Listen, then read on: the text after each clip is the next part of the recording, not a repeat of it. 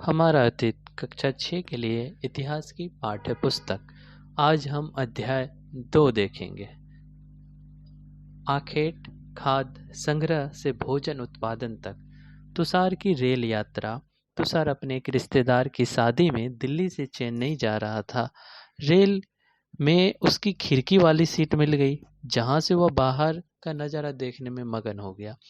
तेज दौड़ती गाड़ी से उसने देखा कि पेड़ पौधे खेत खलियान बड़ी तेजी से पीछे की ओर छूटते जा रहे हैं। तभी उसके चाचा ने उसके कंधे पे हाथ रखकर कहा, पता है, लोगों ने मात्र 150 साल पहले रेल की यात्रा करना शुरू की थी। बस तो इसके कुछ दशक बाद आई।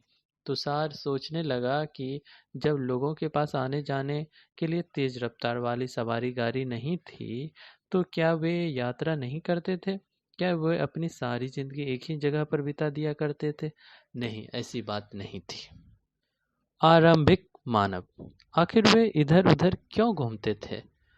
हम उन लोगों के बारे में जानते हैं जो इस उपमहाद्वीप में 20 लाख साल पहले रहा करते थे। आज हम उन्हें आखेट खाद्य संग्रह के नाम से जानते हैं। भोजन का इंतजार करने की विधि के आधार पर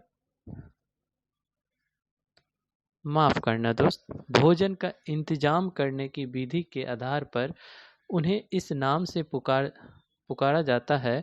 आमतौर पर खाने के लिए वे जंगली जानवर का शिकार करते थे, मछलियाँ और चिड़ियाँ पकड़ते थे, फल फूल, दाने, पौधे, पत्तियाँ, अंडे इकट्ठा किया करते थे। आखेट खाद्य संग्रहक समुदाय के लोग एक जगह से दूसरी जगह पर घूमते रहते थे। ऐसा करने के कई कारण थे। पहला कारण यह कि अगर वे एक ही जगह पर ज़्यादा दिनों तक रहते तो आसपास के पौधे, फलों और जानवरों को खाकर समाप्त कर देते थे। इसलिए और भोजन की तलाश में इन्हें दूसरी जगह पर जाना पड़ता था। दूसरा कारण यह कि जानवर अपने शिकार के लिए या फिर हिरन और मवेशी अपना चारा ढूंढने के लिए एक जगह से दूसरी जगह जाया करते थे। इसलिए इन जानवर का शिकार करने वाले लोग भी इनके पीछे जाया करते होंगे। तीसरा कारण यह है कि पेड़ों और पौधों में फूल अलग अलग मौसम में आते थे, इसलिए लोग उनकी तलाश में उपयुक्त मौसम के अनुसार अन्य इलाकों में घूमते होंगे। और चौथा कारण यह है कि पानी के बिना किसी भी प्राणियों या पेड़ पौधों का जीवित रहना संभव नहीं होता है, और पानी झीलों, झरनों तथा नदियों में ही मिलता है। यद्यपि कई नदियाँ और झीलों का पानी कभी भी नहीं सूखता। कुछ झील और नदियों में पानी बारिश के बाद ही मिलता। इसलिए ऐसे झील और नदियों के किनारे बसे लोग को सूखे मौसम में पानी की तलाश में इधर उधर जाना पड़ता होगा। आरंभिक मानव के बारे में जानकारियाँ कैसे मिलती है? पुरातत्वविदों को कुछ ऐसी वस्तुएं मिली है जिनका निर्माण और उपयोग आखेट खाद्य संग्रह किया करते थे। यह संभव है कि लोग ने अपने काम के लिए पत्थर, लकड़ियाँ और हड्डियों के औजार बनाए हों। इनमें से पत्थरों का औजार आज भी बचे हैं। इनमें से कुछ औजारों का उपयोग फल फूल काटने, हड्डियों और मांस काटने तथा पेड़ों की छाल और जानवरों की खाल उतारने के लिए किया जाता था। कुछ के साथ हड्डियों या लकड़ियाँ के मुट्ठे लगाकर भाले और बाण जैसे हथियार बनाए जाते थे। कुछ औजारों से लकड़ियाँ काटी जाती थी। लकड़ियों का उपयोग ईंधन के साथ साथ झोपड़ी और औजार बनाने के लिए भी किया जाता था। पत्थर के औजार का उपयोग बाएं इंसान के खाने योग्य जड़ों को खोदने के लिए किया जाता था, और दाएं जानवर की खाल के बने वस्त्रों को सिलने के लिए किया जाता था। रहने की जगह निर्धारित करना। मानचित्र 2 को देखो। लाल त्रिकोण वाले स्थान एवं पूरा स्थल है जहां पर आखेट खाद्य संग्राहक के होने का प्रमाण मिले हैं।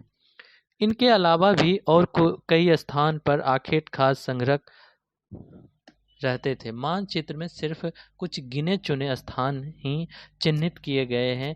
कई पुरास्थल नदियों और झीलों के किनारे पाए गए हैं। चूंकि पत्थर के उपकरण बहुत महत्वपूर्ण थे, इसलिए लोगों ऐसी जगह ढूंढते रहते थे जहां अच्छे पत्थर मिल सके।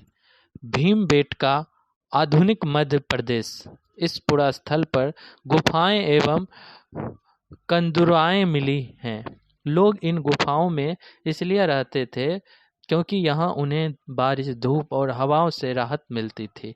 ये गुफाएं नर्मदा घाटी के पास है। क्या तुम बता सकते हो कि रहने के लिए लोगों ने यह जगह क्यों चुनी होगी? शैल चित्रकला, इनमें हमें क्या पता चलता है? एक शैल चित्र, इस चित्र के बारे में बताओ। जिन गुफाओं में लोग रहते थे उनमें से कुछ की दीवार पर चित्र मिला है। इनमें कुछ सुंदर उदाहरण मध्य प्रदेश और दक्षिण उत्तर प्रदेश की गुफाओं में से मिला चित्र है। इनमें जंगली जानवर की बड़ी कुशलता और सजीव चित्रण किया गया है।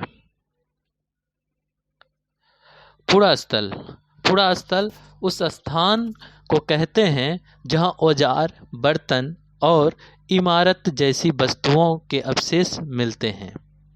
ऐसी वस्तुओं का निर्माण लोग ने अपने काम के लिए किया था और बाद में वे उन्हें वहीं छोड़ गए। ये जमीन के ऊपर, अंदर, कभी कभी समुद्र की नदी के तल में भी पाए जाते हैं।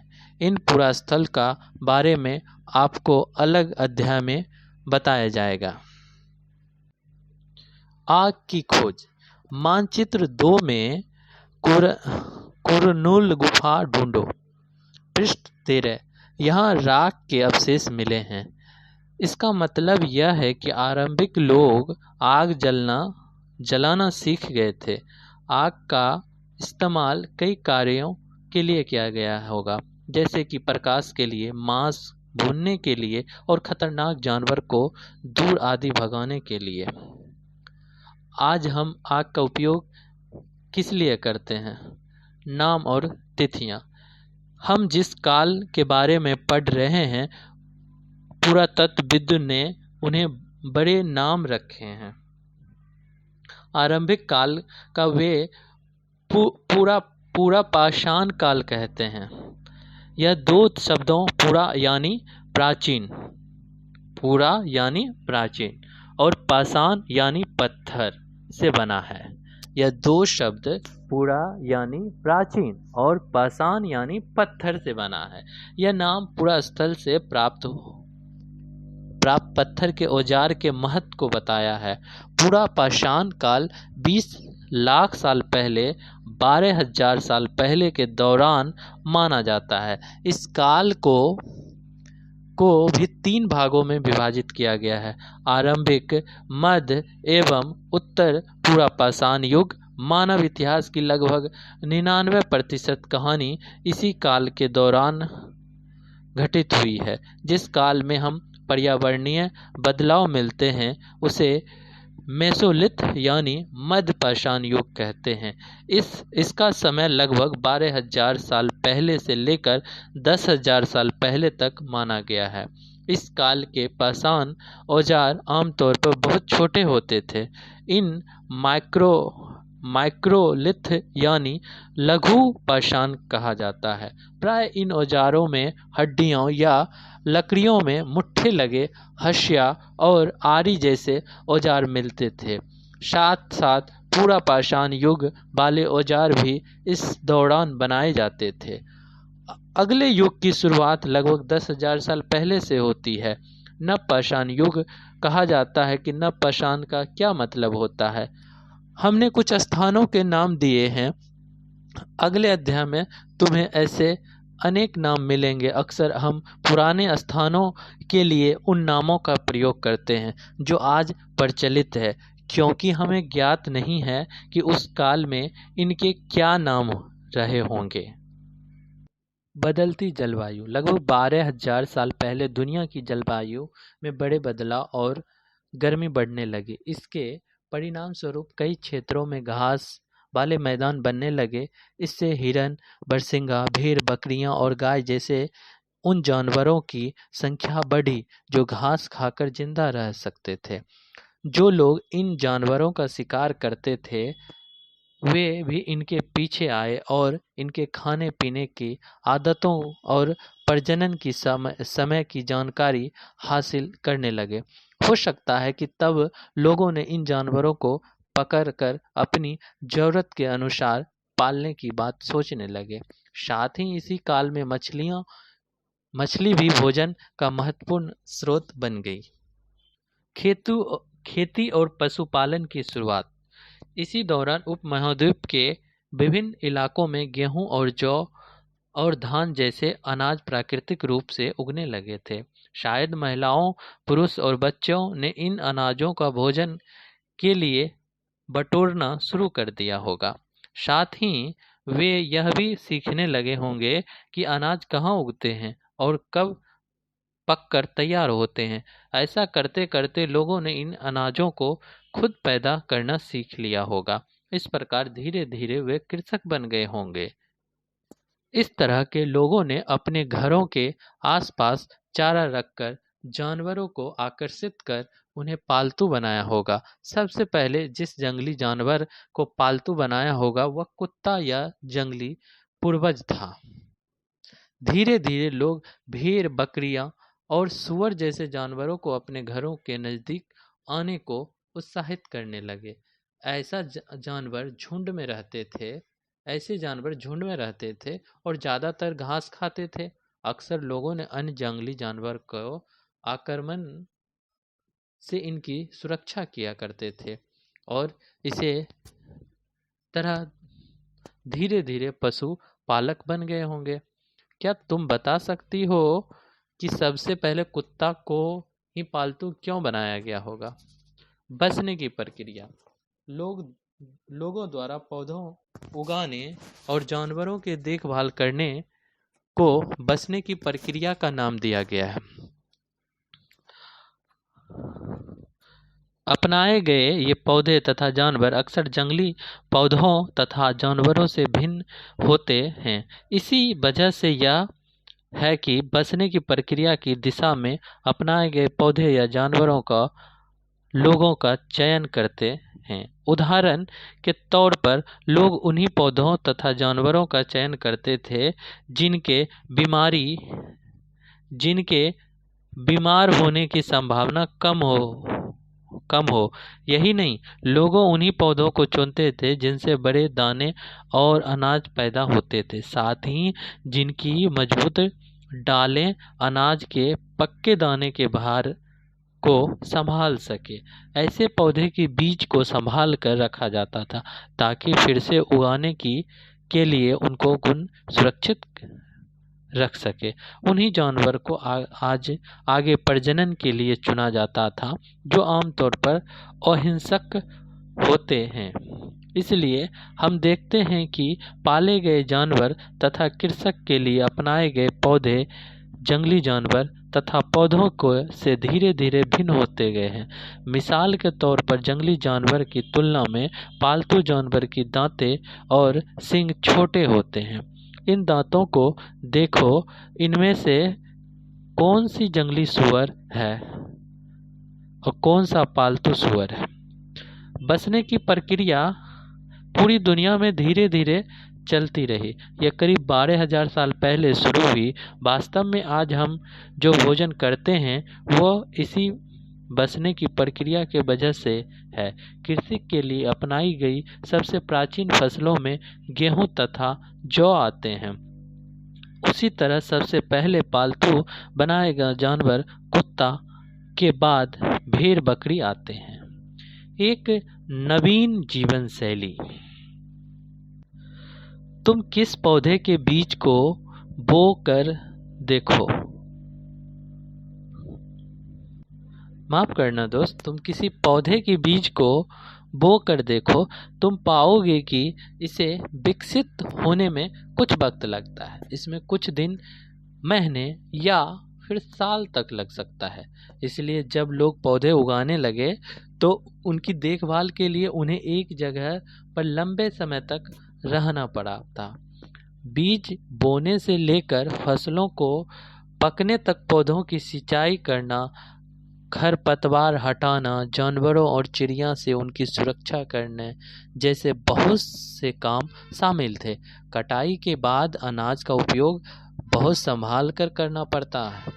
अनाज को भोजन और बीज दोनों के रूप में बचा कर रखना आवश्यक था, इसलिए लोगों ने इसके भंडार के बात सोचनी पड़ी। अनाज का उपयोग बीज के रूप में, खाद के रूप में, उपहार के रूप में, भंडार करने के लिए इलाकों में लोगों ने मिट्टी के बड़े बड़े बर्तन बनाए, टोकरियां बुनी या फिर जमीन में गड्ढा खोदा। क्या तुम्हें लगता है कि शिकारी या भोजन संग्रह करने वाले बर्तन बनाते और उनका उपयोग करते होंगे? आपने जवाब का कारण बताओ। जानवर चलते फिरते खाद्य भंडार। जानवर बच्चे देते हैं जिसकी उनकी संख्या बढ़ती है। अगर जानवरों की देखभाल की जाए तो उनकी संख्या तो बढ़ती है, साथ ही उनसे दूध भी प्राप्त हो सकती है, जो भोजन का एक अच्छा स्रोत है। यही नहीं, जानवरों से हम मांस भी मिलता है। दूसरे शब्दों में पशुपालन भोजन के भंडार का एक तरीका है। भोजन के अतिरिक्त जानवर से और क्या क्या मिल सकता है? आज जानवरों का उपयोग किस लिए होता है? आओ आरंभिक कृषकों और पशुपालकों के बारे में पता करें। मानचित्र 2 पृष्ठ संख्या 13 देखो। क्या तुम्हें कई नीले वर्ग दिख रहे हैं? पता है, इनमें से प्रत्येक बिंदु उस जगह को दर्शाता है जहां पुरातत्वविदों को शुरुआती कृषक और पशुपालकों के होने का साक्ष्य मिले हैं। ये पूरे उपमहाद्वीप में पाए गए हैं। इनमें सबसे महत्वपूर्ण पश्चिमी तौर पे क्षेत्र में, आधुनिक कश्मीर में और पूर्वी तथा दक्षिण भारत में पाए गए हैं। वास्तव में ये निर्दिष्ट स्थान कृषक और पशुपालक की बस्तियां थी या नहीं, इसे जांचने के लिए वैज्ञानिक खुदाई में मिले पौधे और पशुओं की हड्डियों के नमूने का अध्ययन करते हैं। इनमें सबसे रोचक जले हुए अनाज के दाने का अवशेष है। ऐसा लगता है कि ये गलती से या फिर जानबूझकर जलाए गए होंगे। वैज्ञानिक इन अनाजों के दानों की पहचान कर सकते हैं। इस तरह हमें पता चलता है इस उपमहाद्वीप में विभिन्न भागों में बहुत सारी फसलें उगाई जाती रही होगी। वैज्ञानिक विभिन्न जानवरों की हड्डियों की भी पहचान कर सकते हैं। अब हम समझते हैं और जानते हैं अस्थायी जीवन की ओर। पुरातत्वविदों का कुछ पुरास्थलों पर झोपड़ियों और घरों के निशान मिले हैं, जैसे कि बुजुर्ग होम, वर्तमान कश्मीर के लोगों गड्ढे के नीचे घर बनाते थे, जिन्हें गर्तवास कहा जाता है। इनमें उतरने के लिए सीढ़ियां होती है और इससे उन्हें ठंडे के मौसम में सुरक्षा मिलती होगी। पुरातत्वविदों की झोपड़ियों के अंदर और बाहर दोनों ही स्थानों पर आग जलाने की जगह मिली है। ऐसा लगता है कि लोग मौसम के अनुसार घर के अंदर या बाहर खाना पकाते होंगे। एक गर्तवास का चित्र बनाओ। बहुत सारी जगहों से पत्थर के औजार भी मिले हैं। इनमें से कई ऐसे हैं जो पुरापाषाण युगीन उपकरण से भी भिन्न हैं, इसलिए उन्हें नवपाषाण युग का माना गया है। इनमें वे औजार भी हैं जिनकी धार और अधिक पैने करने के लिए उन्हें पॉलिश चढ़ाई जाती है। ओखली और मसूल का प्रयोग अनाज तथा वनस्पति से प्राप्त अन्य चीज़ों को पीसने के लिए किया जाता था। आज हजारों साल बाद भी ओखली और मसूल का प्रयोग अनाज पीसने के लिए किया जाता है। उसी तरह प्रस्तर युगिनी औजारों का निर्माण प्रयोग लगातार होता रहा। कुछ औजार हड्डियां से भी बनाए जाते हैं। नवपाषाण युग के पुरा स्थल से कई प्रकार के मिट्टियां के बर्तन मिले हैं। कभी कभी इन पर अलंकरण भी किया जाता था। बर्तन का उपयोग चीजों को रखने के लिए किया जाता था। धीरे धीरे लोग बर्तनों का प्रयोग खाना बनाने के लिए भी करने लगे। चावल, गेहूं तथा दलहन जैसे अनाज अब आहार का महत्वपूर्ण हिस्सा बन गया है। इसके साथ साथ अब लोग कपड़े भी बुनने लगे। इसके लिए कपास जैसे आवश्यक पौधे उगाए जा सकते थे। क्या ये परिवर्तन हर जगह एक साथ ही आ गए होंगे? ऐसी बात नहीं है। एक तरफ जहाँ कई जगह पर स्त्री पुरुष शिकार और भोजन संग्रह करने का काम करते रह रहे थे, वहीं उन्हें लोगों ने हजार साल के दरम्यान धीरे धीरे खेती और पशुपालन को अपना लिया। बहुत जगह जैसे मौसम के मुताबिक बदलकर अपनी जीविका चलाया करते थे। सूक्ष्म निरीक्षण। मेहरगढ़ में जीवन मृत्यु। मानचित्र 2 पृष्ठ 13 में मेहरगढ़ ढूंढो। यह ईरान जाने वाले सबसे महत्वपूर्ण रास्ते बोलन दर के पास एक हरा भरा समतल स्थान है। मेहरगढ़ संभवतः वह स्थान है जहाँ के स्त्री पुरुष ने इस इलाके में सबसे पहले जौ गेहूं उगाने और भेड़ बकरी पालना सीखा। यहाँ विभिन्न प्रकार के जानवरों की हड्डियां मिली है। इनमें हिरन तथा सूअर जैसे जंगली जानवर तथा भेड़ और बकरियां की हड्डियां हैं। मेहरगढ़ में इसके अलावा चौकोर तथा आयताकार घरों के अवशेष भी मिले हैं। प्रत्येक घर में 4 या उससे ज़्यादा कमरे हैं, जिनमें से कुछ संभवतः भंडारण के काम आते होंगे। मृत्यु के बाद सामान्यतः मृतक के सगे संबंधी उसके प्रति सम्मान जताते हैं। लोगों की आस्था है कि मृत्यु के बाद भी जीवन होता है, इसलिए कब्रों में मृतकों को साथ कुछ सामान भी रख जाते थे। मेहरगढ़ में ऐसी कई कब्रें मिले। एक कब्र में एक मृतक के साथ साथ बकरी को भी दफनाया गया था। संभवतः इसके परलोक में मृतक के खाने के लिए रखा गया होगा। मेहरगढ़ की कब्र का चित्र। क्या तुम बकरी की कंकाल को पहचान सकते हो? अन्यत्र फ्रांस की गुफाओं में कई चित्रकारी। अपने एटलस के फ्रांस ढूंढो। यह चित्र फ्रांस की एक गुफा का है। इस पुरास्थल की खोज लगभग 100 साल पहले 4 स्कूली छात्रों ने की थी। इस तरह के चित्र लगभग 20,000 साल पहले से लेकर 10,000 साल पहले के बीच में बनाए गए होंगे। इनमें कई जानवरों के चित्र हैं। इनमें जंगली घोड़े, गाय, भैंस, गेंडा, रेंडियर, बरसिंघा और सूअर को गहरे चमकीले रंगों से चित्रित किया गया है। इन रंगों के लौह अयस्क और चारकोल जैसे खनिज पदार्थ से बनाए जाते थे। यह संभव है कि इन चित्रों का उत्सवों के अवसर पर बनाया जाता था, या फिर इन्हें शिकारियों द्वारा शिकार पर निकालने के समय से पहले कुछ अनुष्ठानों के लिए बनाया गया होगा। क्या तुम्हें इन्हें बनाने का कोई और कारण बता सकते हो? एक नवपाषाणिक पुरास्थल। एटलस में तुर्की ढूंढो। नवपाषाण युग में सबसे प्रसिद्ध पुरास्थलों में एक चताल हयुक तुर्की में।